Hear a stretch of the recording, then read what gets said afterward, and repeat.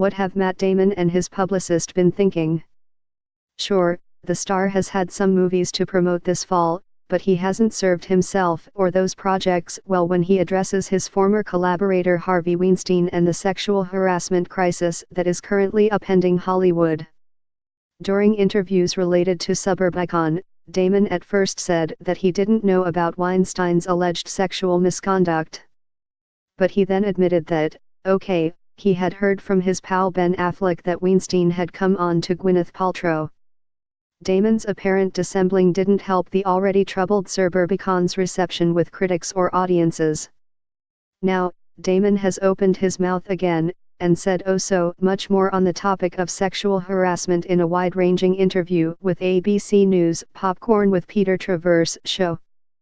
It's not likely that Damon has done his upcoming film downsizing any favors in the way he spouts off on the various allegations faced by Louis C.K., Al Franken, and Kevin Spacey.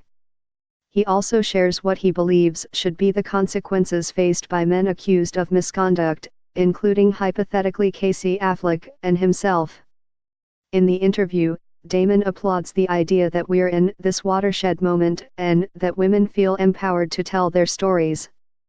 But he worries that our current culture of outrage and injury will lead us to extremes in how we punish certain alleged predators.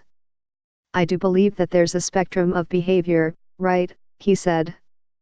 And we're going to have to figure there's a difference between, patting someone on the butt and rape or child molestation, right?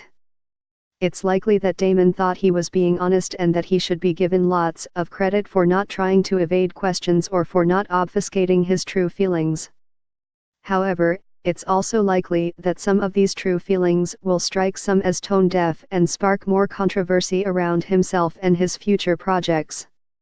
In any case, here's a summary of what Damon had to say about certain powerful men and what consequences they should face for their alleged misconduct. Louis C.K. should be forgiven. While Damon admits that he doesn't know all the details about the claims against Louis C.K., he said he was moved by the comedian's admission of guilt and expression of remorse.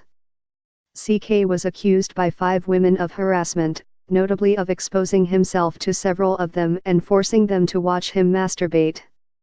I did see his statement, which was arresting to me, Damon said. When he came out and said, I did this. I did these things, these women are all telling the truth. And I just remember thinking, well, that's the sign of somebody who, we can work with that. Damon doesn't think that CK, whom he's never met, will ever do those kinds of things again. I imagine the price that he's paid at this point is so beyond anything that I just think that we have to start delineating between what these behaviors are. Al Franken is nowhere near as bad as Harvey Weinstein. Damon suggested that Minnesota Democrat Al Franken shouldn't have resigned from his U.S.